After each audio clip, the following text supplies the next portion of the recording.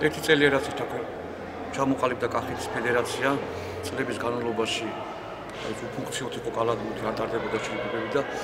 სასახარულოა მთელი კახეთის მასშტაბით ტარდება ასეთი რაკრებწინვიანი ტურნირი რა ისასალმებელია ჩვენ ახმედაში პრობლემები გვაქვს ის რომ არ ბაზარა გვაქვს რა ეს არის პრობლემა კი სულ რაღაც 5 დღეში ხდება ერთი წელიწადი რაც ჩვენ ფედერაცია ჩამოვაყალიბეთ და პირველი ჩვენი მიზანი იყო კახეთში განვითარდეს კალათბურთი ბევრი ბავშვები ჩაებდნენ ჩვენ ჩავატარეთ ფედერაციის თასზე ტურნირი ორდღიანი ვერ ჩამოვიდგა ეროვნული ფედერაცია ამ საკითხში და ჩვენი დიდი სურვილი იყო რომ ჩატარებული იყო კახეთში შიდა ჩემპიონატი რათა ბავშვები მიიღო მონაწილეობა და ბევრი ვერ ახერხეს თბილისში ჩასვლა საჯიბრებზე ეს ადგილობრივი ტურნირი ხელს შეუწყობს რომ კალათბურთი განვითარდეს იყოს პოპულარიზაცია სპორტის სახეობისა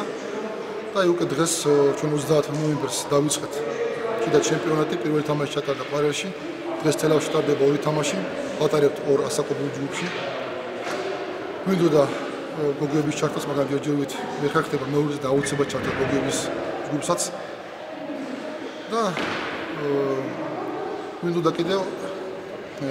ყველა რეგიონი ყოფილიყო 8 რეგიონიდან სამწუხაროდ მარტო 6 იგებს მონაწილეობას იმიტომ რომ საგარეჯოს პატარა გუნდი ყავს და ეხლა დაიწყოს ვარდიში 1 დეკემბერს დაინიშნა მწვრთნელი და დედოფლის წყარო მე მიიღო მონაწილეობა იმის გამო რომ მწვრთნელი არ არის ჯერჯერობით და იმედია რომ ახალწლიდან აუცილებლად ჩაერთვებიან დღეს მართლაც ღირსშესანიშნავი დღეა ისტორიული დღეა იმიტომ რომ კახეთის ისტორიაში პირველად ტარდება შიდა ჩემპიონატი და იმედია რომ ეს